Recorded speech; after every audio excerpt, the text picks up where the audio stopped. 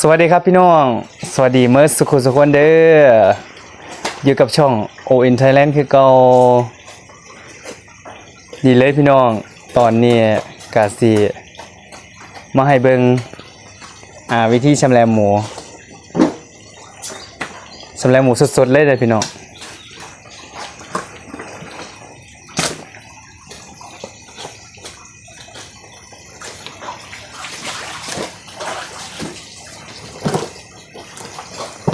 อันนี้จะเป็นการชำแหละหมูตัวหนึ่งสดๆเลยพี่น้องเนี่ยอันนี้ชำแหละไปแล้วครั้งหนึ่งและอีกครั้งหนึ่งพี่น้องหมูใหม่ๆสดๆเลยพี่น้องใหม่ๆสดๆฮ้อนๆ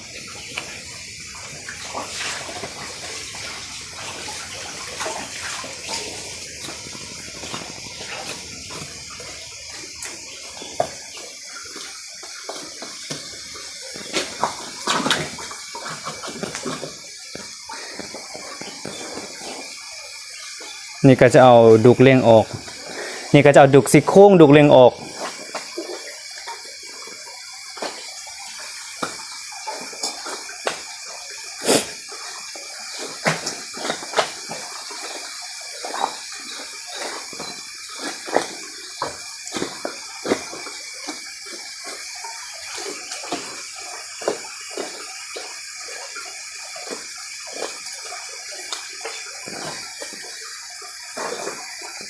ชำแหละออกง่ายๆแบบนี้แหละพี่น้อง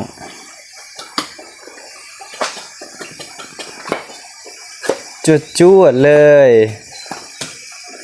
เสร็จไปแล้วพี่น้องอันนี้ก็ชำแหละออกก็จะเป็นแบบนี้พี่น้องสองข้างดุกเล่งสองข้างที่เหลือก็จะเป็นส่วนขาต่อไปก็จะเป็นส่วนขาปะเนี่ยจะเป็นเอาขาออกปะเนี่ยเอาดูขาหลังอันนี้จะเป็นขาหลัง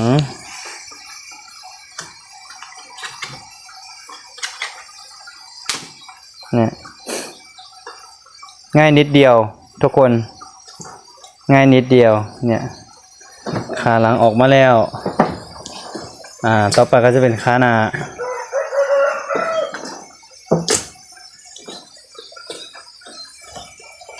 ส่วนขาหน้าออกมาปึ๊บ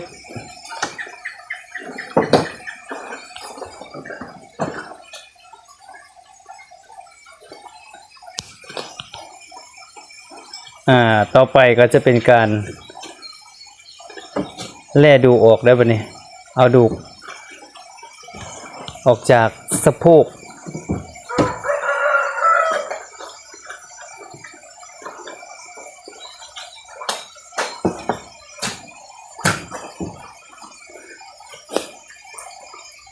ออกแบบง่ายๆพี่น้อง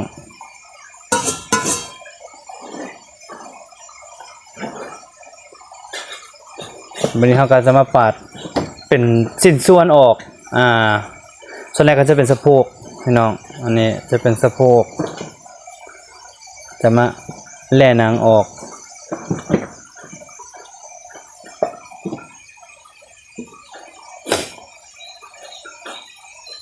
คือหมูตัวหนึ่งเราเฮ็ดแป๊บเดียวบ่เกิน10 นาทีพี่น้องตอนนี้ก็เป็นส่วนสะโพกเสร็จเรียบร้อยแล่หนังออกเรียบร้อยแล้วต่อไปก็จะเอาเป็นส่วนดูกออกมันจะมีดูกทางในพี่น้องดูกเอาดูกขาตั้ง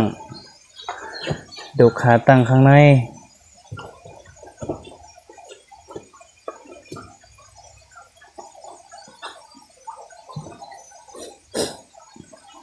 ดูขาตั้งออก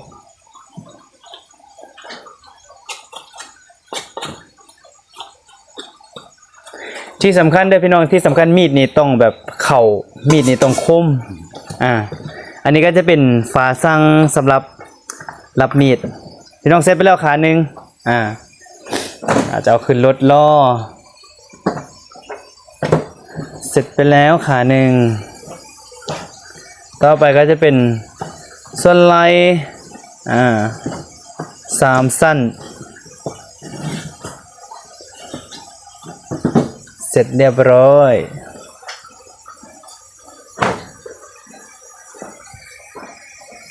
ต่อไปก็จะมาเอาไหล่ดูกอยู่ในไหล่ก็เรียกว่าเนื้อติดมันเนื้อไหล่จะมาเอาดูกออก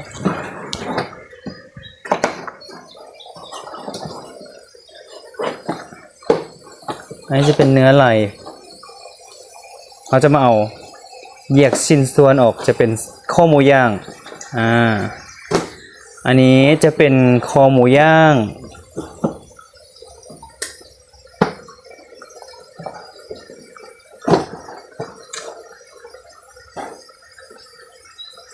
เนี่ยก็จะมาแล่หนังออกจากเอาสันนอกอันนี้จะเป็นสันนอกกับสันข้อติดกันเลยพี่น้องเป็นเส้นยาวๆเลย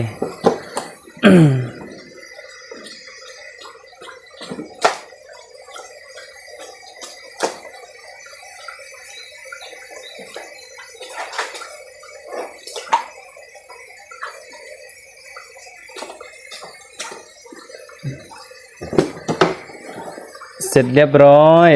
สวยๆเลย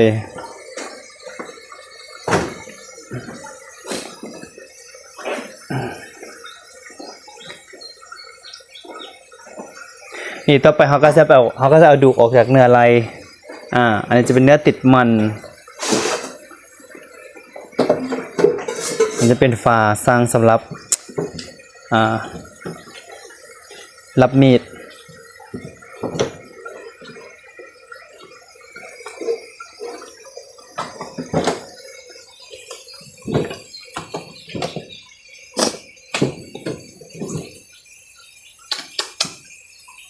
วิธีการก็จะเป็นแบบนี้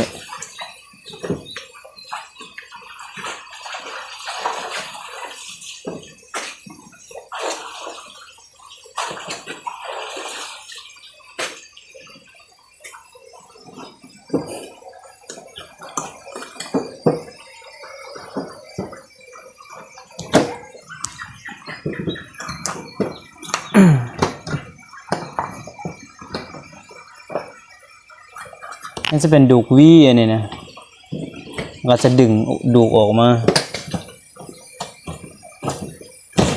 ต้องได้ใส่แห้งจักหน่อยพี่น้องดูกมันจังสิออกเนื้อมันจังสิออกจากดูกนี่จะเป็นดูกวี่เนี่ยต่อไปก็จะเป็นดูกขาตั้งดูกคอนะเนาะ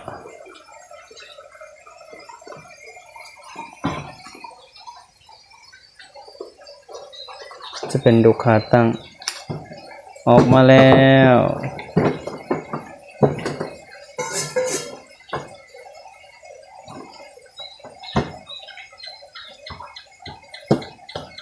จะเป็นแล่หนังออกไป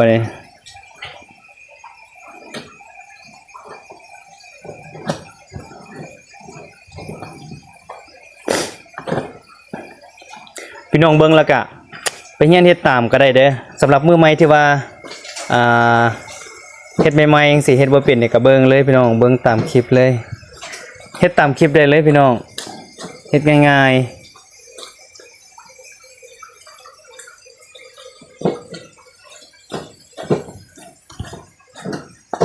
จะเล่นหนังออกเรียบร้อยพี่น้องเซ็ตเป็นที่เรียบร้อยกับ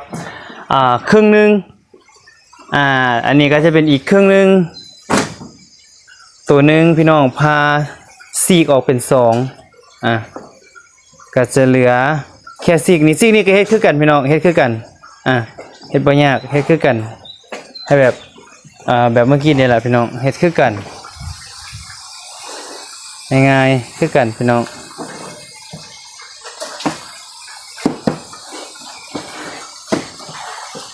แบบเดียวกันเลย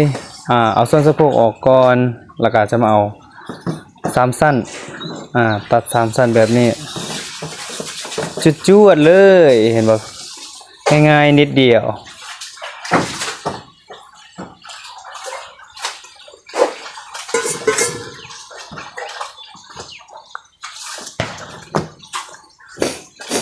ก็จะมาเอาเนื้อลายออกคือเก่าพี่น้อง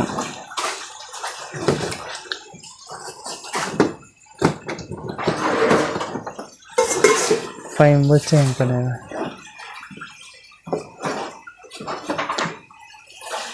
อันนี้จะเป็นเนื้อไหลเนื้อไหลเนื้อติดมัน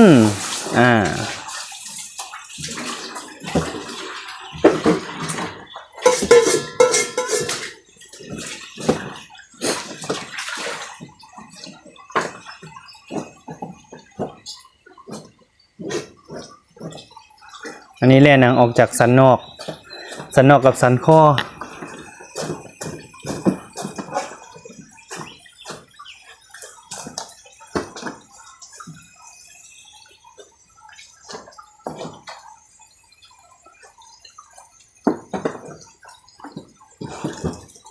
เรียบร้อยโอ้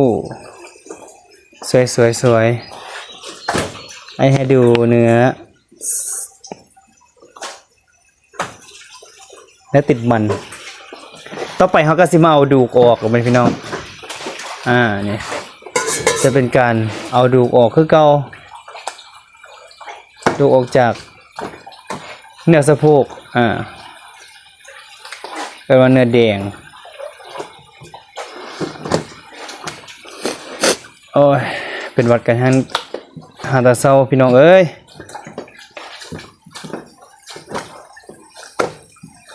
แล่หนังออกง่ายๆแบบง่ายๆทุกคนนี่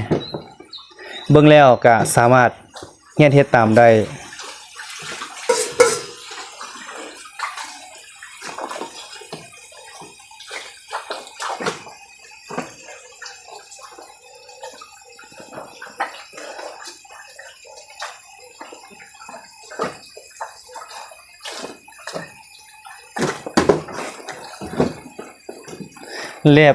แล่หนังออกแล้วเฮาก็สิ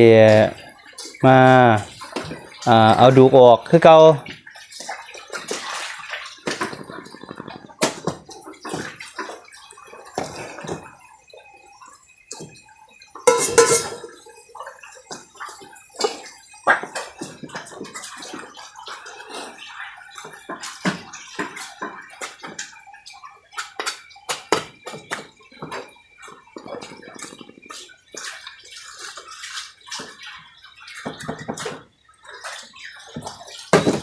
เสร็จเป็นที่เรียบร้อยแล้วพี่น้องเอาเกียมขึ้นรถเลยปึ๊บยังเหลือเป็นชิ้นสุดท้ายชิ้นเนื้อไหล่ต่อไปก็จะมาเอาควัดดูกออกจะมาแล่ดูกออก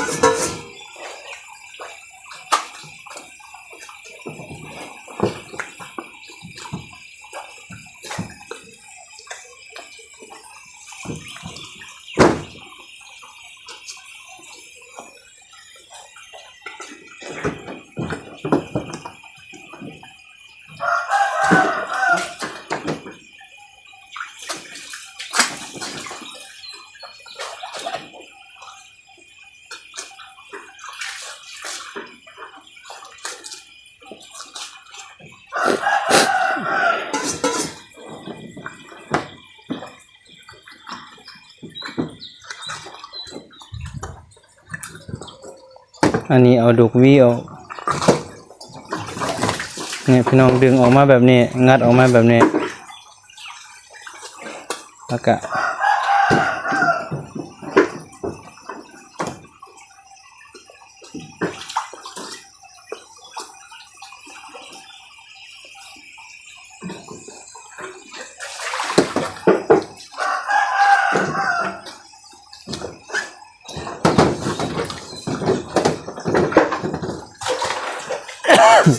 เอาดูออกแล้ววันนี้เขาก็จะมาแล่หนัง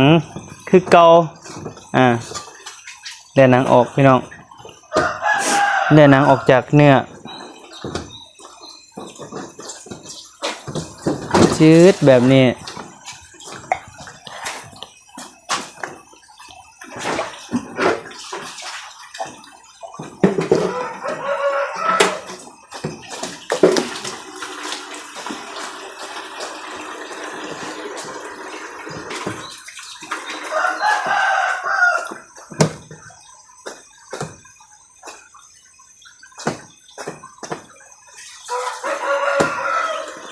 พี่น้องเสร็จเป็นที่เรียบร้อยแล้วเนื้อตัวหนึงก็จะรีบออกเรียบร้อยแล้วออกเรียบร้อยแล้วชำแหละเรียบร้อยแล้วจะเป็นส่วนดูกซี่โครงนี่ก็จะไปสับเลยนะพี่น้องเสร็จเป็นที่เรียบร้อยแล้วตอนนี้ก็อันนี้ก็จะเป็นหนังครับส่วนขาพี่น้องตอนนี้ก็ได้ท่าให้เบิ่งตอนนี้ก็เสร็จเป็นที่เรียบร้อยแล้วสำหรับการชำแหละหมูตัวหนึงก็ผู้ใดที่เฮ็ดบ่เป็นก็เบิ่งคลิปนี้พี่น้องแล้วก็เรียนเฮ็ดมันก็บ่ยากแต่เฮาเฮ็ดเป็นมันก็สิชำนาญเองนะพี่น้องสำหรับคลิปนี้ก็สิจบเพียงส่ำนี้พี่น้องขอบคุณที่ทุกคนที่เข้ามาเบิ่งฝากพี่น้องกดไลค์กดแชร์กดติดตามช่อง YouTube O in Thailand ได้พี่น้องฝากเป็นกำลังใจให้โอในเด้อครับ